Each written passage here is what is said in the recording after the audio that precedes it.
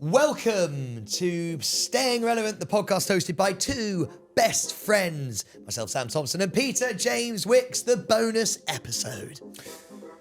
Yes, this is the bonus episode, which means it's Thursdays. You'll be able to watch this on Josh's YouTube channel on a Sunday. And then Monday's main episode is now out on YouTube, because it came out yesterday, which is a Wednesday. So that means you can catch us on a Monday, Wednesday, Thursday, Sunday. I appreciate that's the only time you're going to have that this week, because I forgot to do it in the main episode, which has upset me greatly.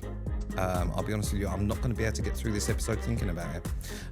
As this is the bonus episode, it is mostly about you. If you want to get in contact with us, then email hello@srproductions.co.uk, which is still the least favourite fucking thing in the world. I despise it with a fucking passion and every inch of my being. But hey-ho, get in contact. Whilst we're doing an episode that is mostly about you, there are a couple of things that we need to get through beforehand. A little bit of housekeeping. Well, it's not really housekeeping, it's announcements. Announcements that involve us. That involve us, because we didn't get through them in the main episode, because we spent an awful long time, if you heard on Monday, talking about Love Island. But this is huge. We'd like a drum roll, please. 3, 2, 1. We're hosting the NTAs. You're not doing it. Why? No, because I was going to do a sort of a slightly bigger, different build-up. But do yours first. Well, we're hosting the NTAs red carpet. We're doing the NTAs red carpet for the second year running. Yeah. But we're also doing the Pride of Britain red carpet for the third year running. Yes. So yes, we are still on the red carpet. No idea why they keep asking us back, but we are doing that. It's going to be very, very interesting. We've actually got a photo shoot for it soon, which is going to be very exciting. So be prepared for the behind-the-scenes footage of Sam bringing his new glam squad with him, because I'm sure that will be lovely. I mean, NTAs, it's a big night. Pride of Britain, big night, but NTAs is kind of the more fashion type one. The Pride of Britain is our favourite night of the year, and it's such an incredible thing. But that it doesn't matter what you wear to that. That's just about it's people. about the winners. Of the that. NTAs is more kind of what are you wearing. So fucking yes, mate. I can't wait. Well, I'm just wondering now, because you are kind of bit of a big deal. You know what I mean? Like you've spent a lot of kind of money on maintenance and outfits and all that sort of stuff, and you've really upped your fucking what I'm wearing style game. Well, you got a little velvet number, but what is it about kind of red carpets that you enjoy? Are you gonna branch out? Are we? But mate, we're not doing red carpet. We're hosting the fucking red carpet. Yeah, but we're on a red carpet, so it's not like, sorry, when you host the red carpet, you also have to get dressed for the red carpet. Yeah, but a very good point. Yeah, true. Yeah. I'm just going to black tie. I'm going to be super chill. I'm just going to, the black velvet that you told me to wear and buy, so I'm getting that. I'm looking forward to this more than I think I've looked forward to most things this year, and I don't know why, but I genuinely feel like it's going to be fucking phenomenal. I feel like we found our feet. Last year, we were sort of all over the place. We were singing with Thor and Oakenshield. We weren't. I was singing with Thor and Oakenshield. Thank you. But I think this year, I think we deserve to be there this year. Which is amazing, because I feel like we absolutely do not deserve to do anything we do. Are you nervous for what we're going to be like? Yes. Why? Yeah, I'm like between that and Love Island, sleepless nights at the minute. No, I'm not nervous. We've done it before. It is what it is. It's chatting to a few people on the red carpet, isn't it? Yeah. No, I mean, it'd be fine. Last year was fun. When I say fun, I would rather be drunk. Oh, I love it. Pete's going to carry a flask in his pocket, though, this time around. So it just means that he can sort of keep a little bit, Yes, take when the he says nerves flask, he doesn't mean sort of a thermal, because I'm getting to the age now where I've got Bovril in it. I mean, sort of, I'm planning on just, keeping myself hydrated. I just think it's going to be. I think we can pluck people off the red carpet now. Before, we were having people get moved towards so us. what you're excited about is that now, because of everything you've done this year, people will know who you are. I think we now can go and get people ourselves. I feel like people will know who you are, and they will still go, God, I hope he's not with that hairy little fella. I don't know if that's true, Pete. I think you're just selling yourself incredibly short there. I'm going to run down that fucking red carpet, finding people and fishing them into our little space. Fishing them? Yeah. I mean, do you think you're going to have more luck than when we did it last time? or actually the first year we had anything to do with the red carpet when I was there as your cameraman, and Ant and Dec just avoided you. At this point, really, they should be coming straight up to you. Anyone else you specifically looking forward to seeing? Vicky McClure. I mean, Mate, she's why already... are you stealing my Mate, fucking... no, because she's already said to me when we were at Soccer Aid, she went, I cannot wait to see you and Pete at the NTAs. I mean, I honestly just love her. She's just one of the most amazing people ever. So yeah, excited about seeing her. You're going to get all the usual kind of suspects there. Yeah. Fucking NTAs, baby. We're doing it again. Was that the only bit of maintenance? No, there's another bit of maintenance, actually. A little bit more of a serious nature, this one. I went on Pete's other podcast, Man Made, earlier this week. So very good point, actually. Well, can I just quickly explain? Please. I turn up, lovely set, didn't know what to expect. Don't know what Pete to expect either, because obviously we're used to sort of like staying relevant and all this kind of stuff. And, you know, me and Pete, we joke around quite a bit and we don't necessarily always talk about serious things. So I sit down with Pete. Motherfucker's a therapist. He's a fucking therapist. He literally sits there, told me about myself for about an hour. I went, why are you like that? Mate, cornered me for a fucking hour and just went, you do this, you do this, you do this. Why are you like that? Why are you built like that? And I'm literally sitting there going, fuck, I don't know. I left that fucking thing feeling so great and feeling so like light. And I'm sure we'll get into it a little bit more, but that was just my experience from it. I thought you were brilliant on that. And I'd started talking about things I don't think I've ever spoken about before. Not once was a joke cracked. Yeah. That is true. Sam turned up very different to how I expected. No, mate, honestly, thank you for doing it. You were incredibly vulnerable, which I think makes you incredibly uncomfortable. Weirdly enough, I actually think Sam is more... or finds it more difficult to talk about them things when it's about him. He wants everyone else to open up, but doesn't particularly like doing it himself. He knows me so well. But he literally just zoned in. I think it was great, and I really appreciate you doing it. I mean, it's you've interviewed me before. You've interviewed me on your radio show on Hits, and I'll be honest with you, it started weird because you asked me if I was feeling very piratey. That was sort of what dinosaur you'd be. And what dinosaur I'd be. This was slightly different to that. How was it being... Because it's the first time I've interviewed you. Mate, other than this morning when we did your challenge. Mate, it was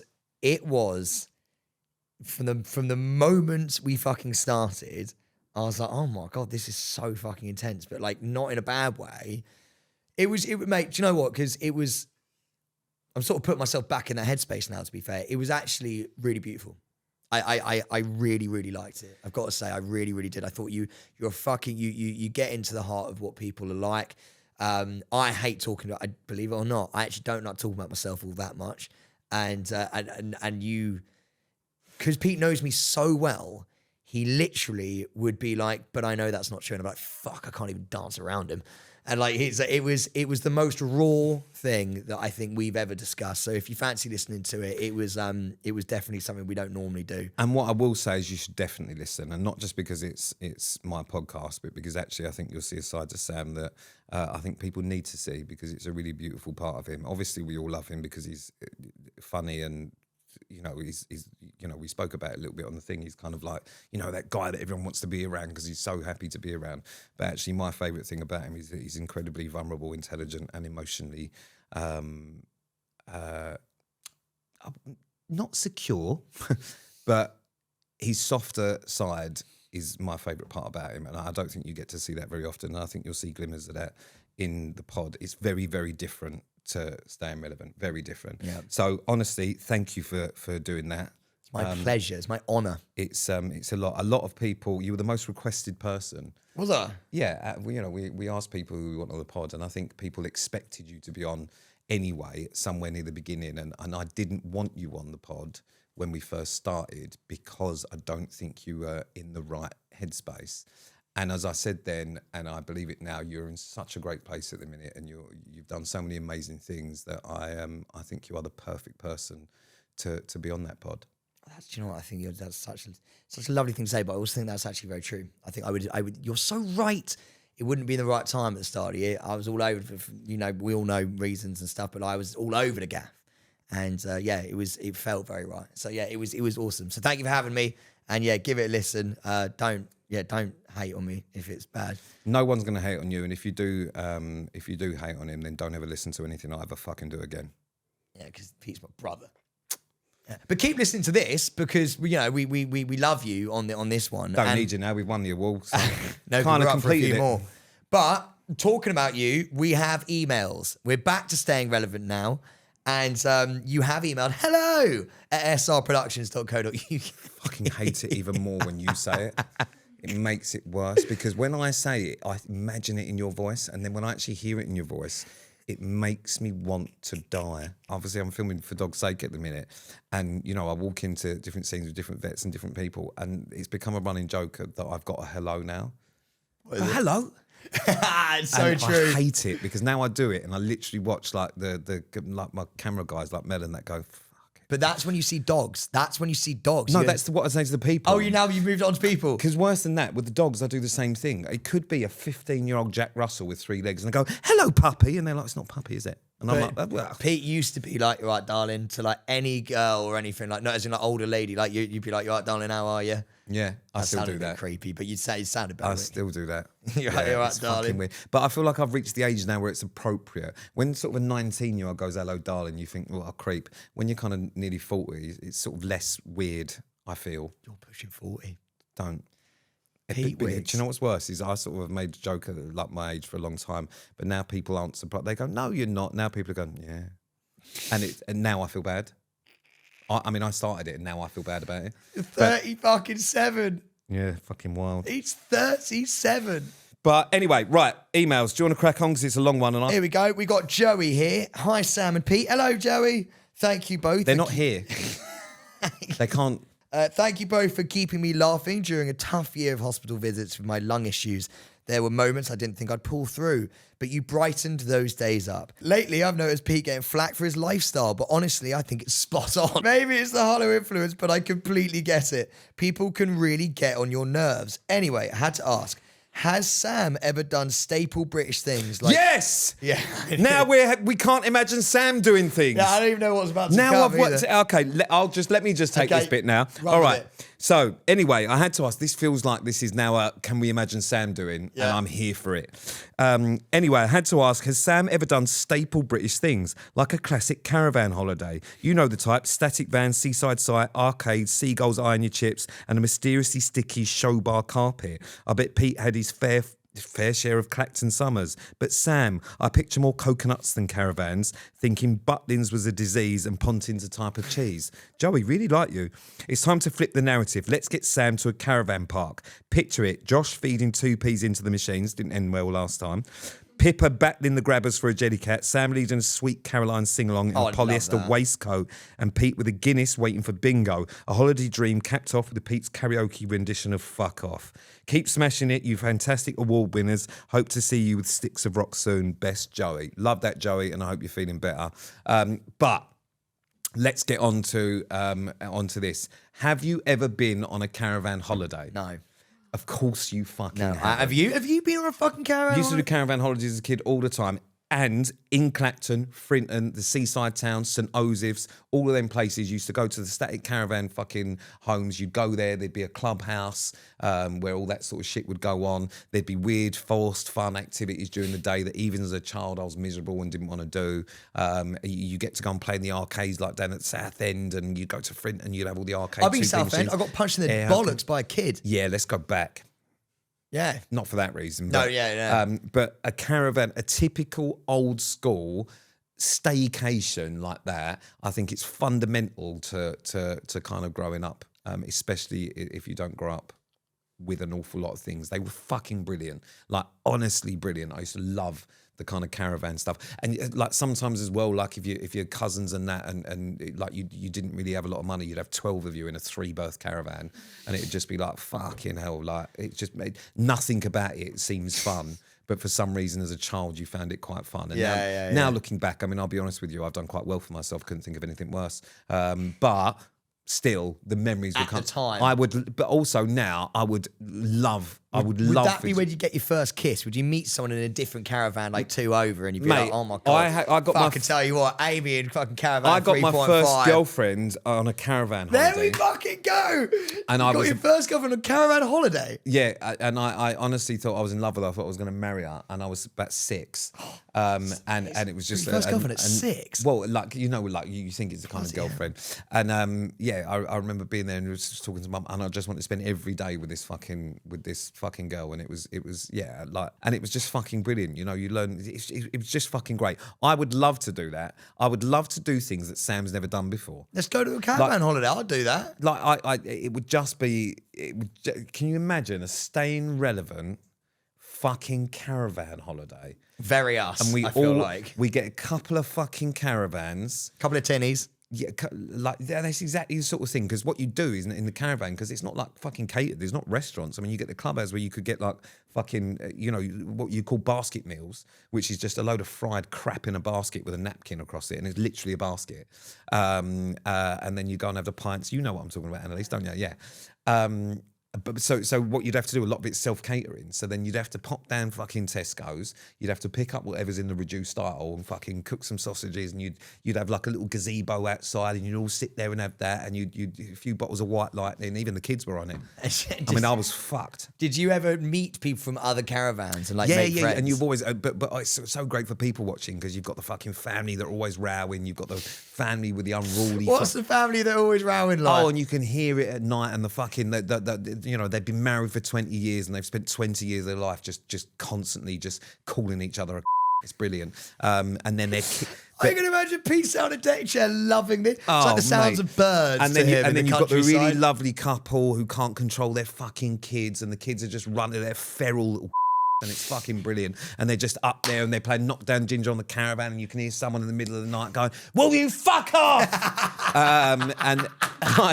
and then you've got the older couples who are there, and you can kind of hear the caravan creaking because they're kind of 60 and it's their one trip away to St. Osi's, and they've been for a walk down the beach, and then they're talking about fucking getting shat on by a seagull. They're just fucking great. So maybe we should do a seaside holiday I caravan. would love to do a seaside Maybe holiday. that could be, I know we said when we had a production company, it was kind of like, if we think it's ain't good, we'll do it, And I know there was talk initially, probably in all of your interviews, about if we want to go Maldives, we will. But fuck that, we're going Frinton, motherfuckers. Frinton. Frinton. Yeah, Essex coast, fucking lovely. Annalise, you know Frinton? Yeah, fucking. Frinton's fucking great. I'll book a couple of fucking caravans next door to each other. We'll have girls in one, boys in the other. And It's just me and you then. And he's literally sat there. He's literally sat you to and your Josh. right. Ted? Ted as well. Oh God.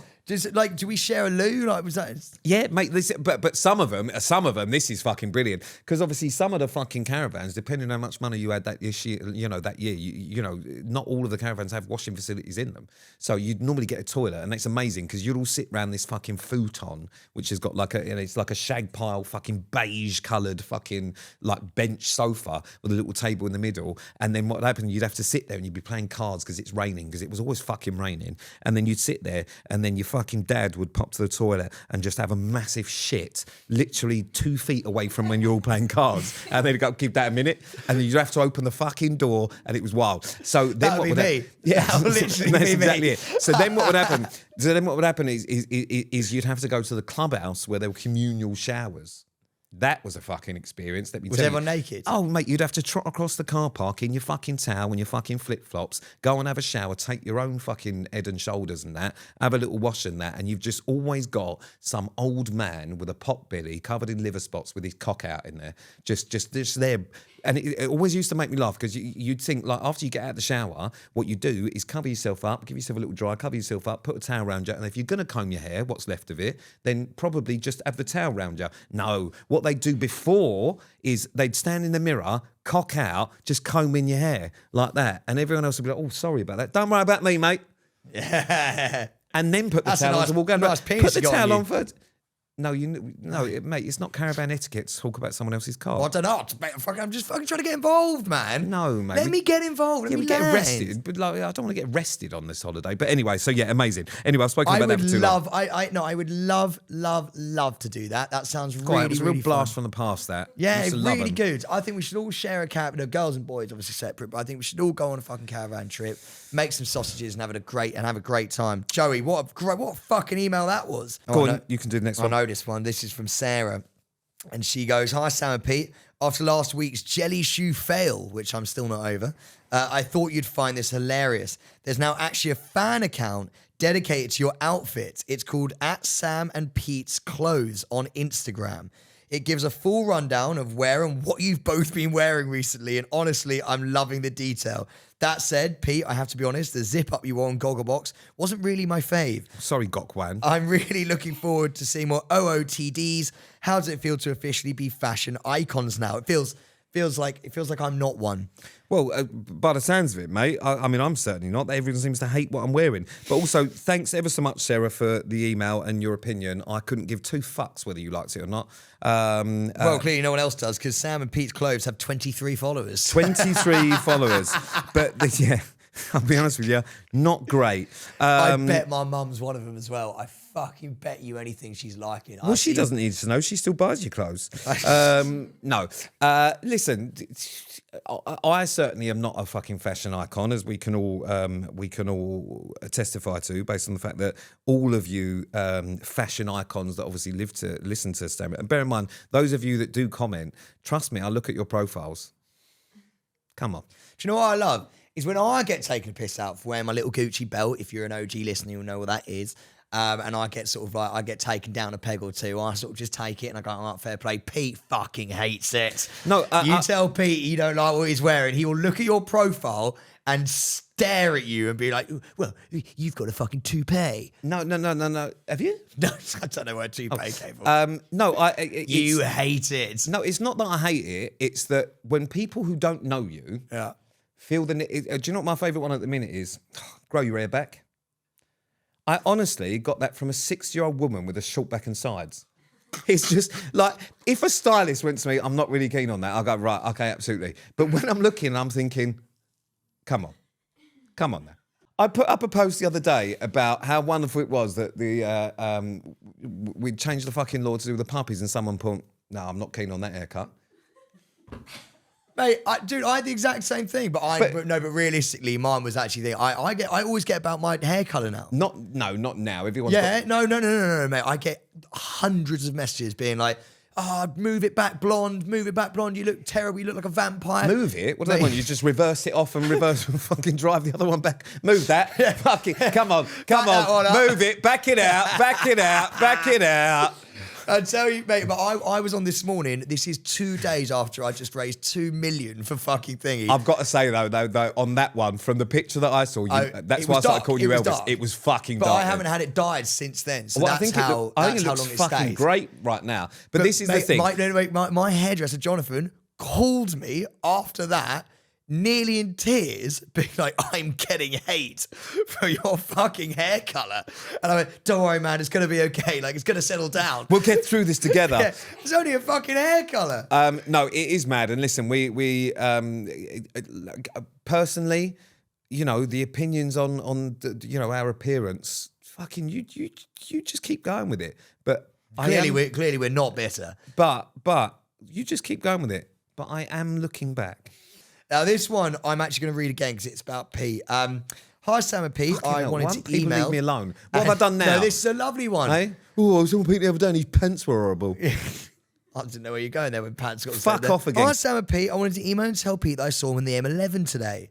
There was a huge traffic jam and it was moving super slow. I saw someone look at my car out the corner of my eye, and then when I looked to the left, I saw a tattooed arm smoking a cigarette out of their car window. I sped up and looked over, and it was Pete Wicks. I tried to speed up and wave and say hello, but you turned off. For someone who drives a fast car, you didn't speed too much. Congrats on your sensible and safe driving skills. Thanks, Abby, in the blue Ford Puma.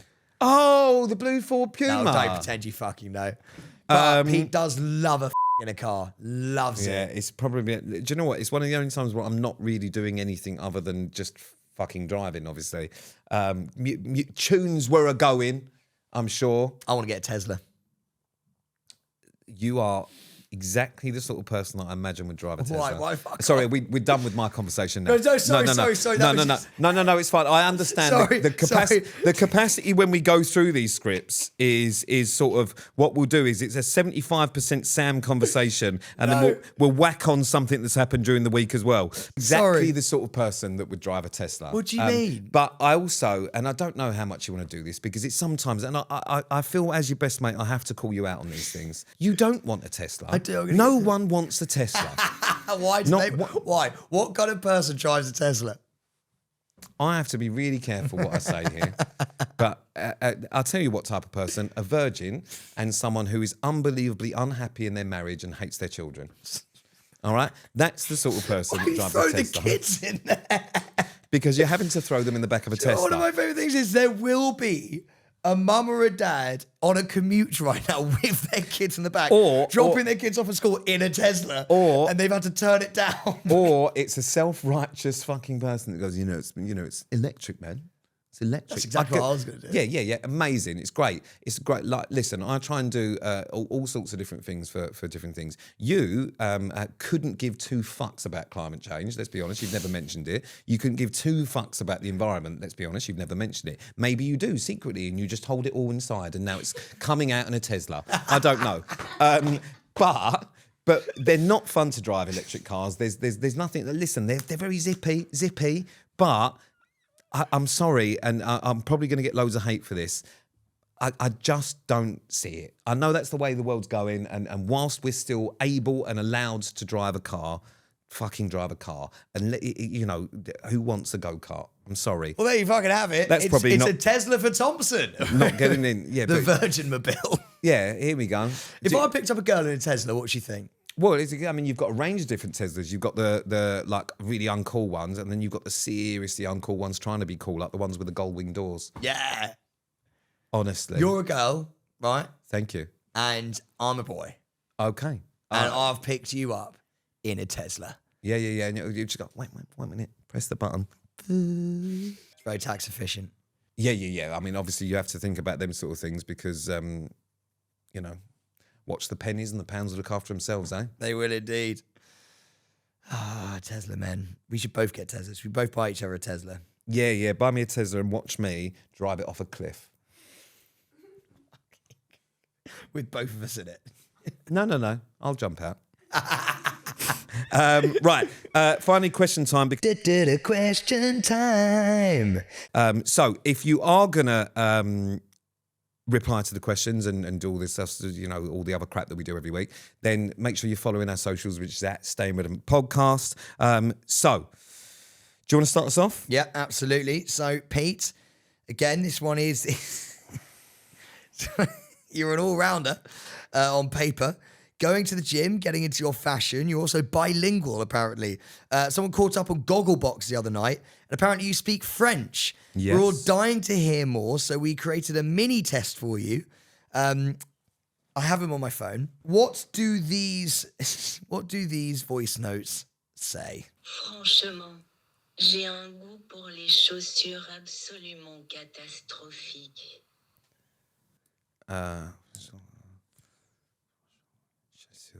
Shoes, bad shoes. So, what? Bad.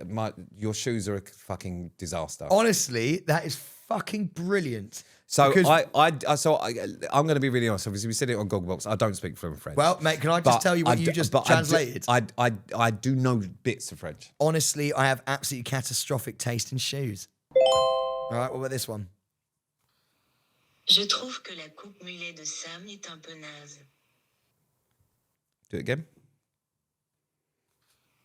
Je trouve que la coupe mulet de Sam est un peu naze. One more for luck. Je trouve que la coupe mulet de Sam est un peu naze.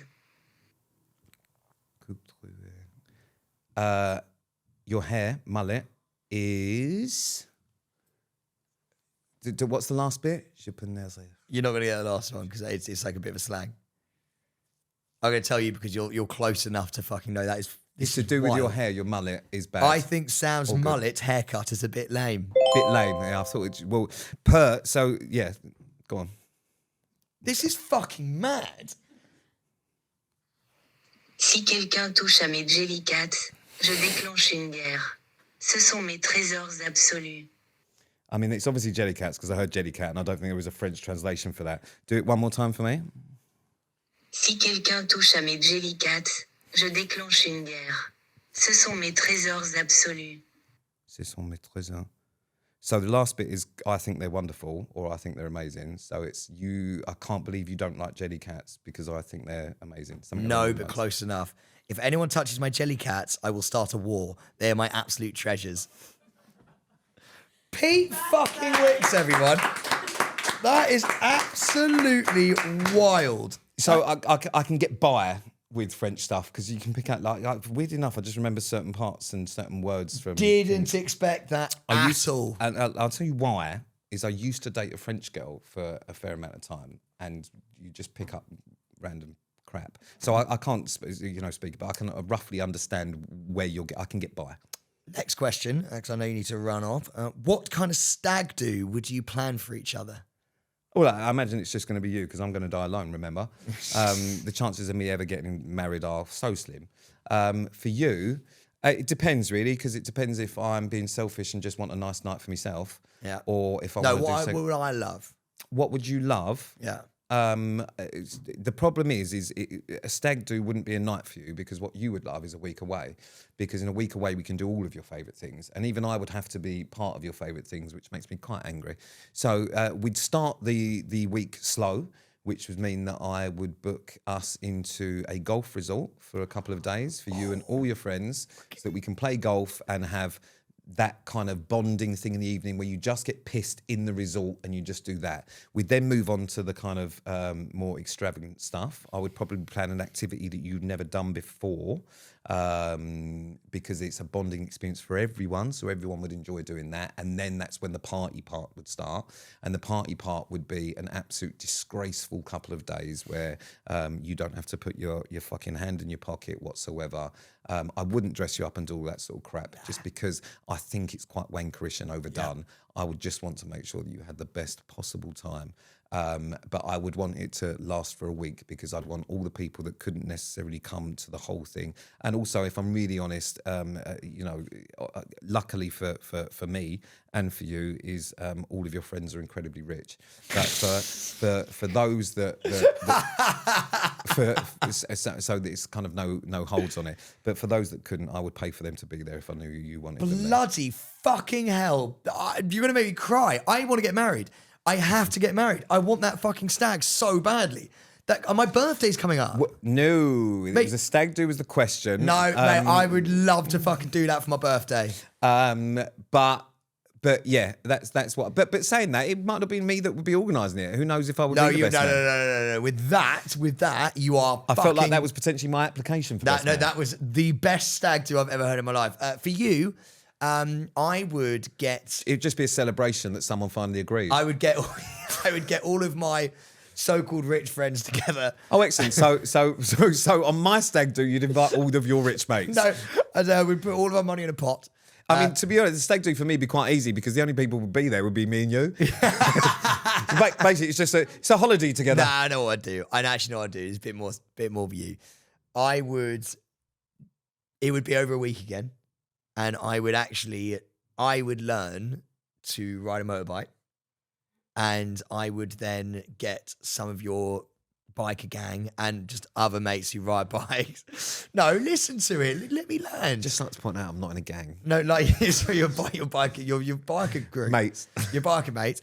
And I get some of them and then also some of your mates who ride bikes and stuff and then the ones who can't would just fly to the destination anyway and we would ride through France or Europe or wherever we're going to ride to and stop off at loads of different places and you take lead and because you like being in charge and you like fucking and I'd give him the mic so he can make sure he give us all numbers on our fucking bikes and we'd all ride but I wouldn't tell you I'd pass my bike driver's license as well. I'd turn up with everybody on my fucking Harley, and literally we'd go all the way down. And we'd end up in like an Ibiza or a Marbella or like a Saint-Tropez or somewhere like that, and finish it off there. That's what we'd do. Do you know what's mad is we've actually answered them pretty logically and seriously, and that would probably make me cry. Yeah. That would actually be really beautiful because that is actually something I would love to do.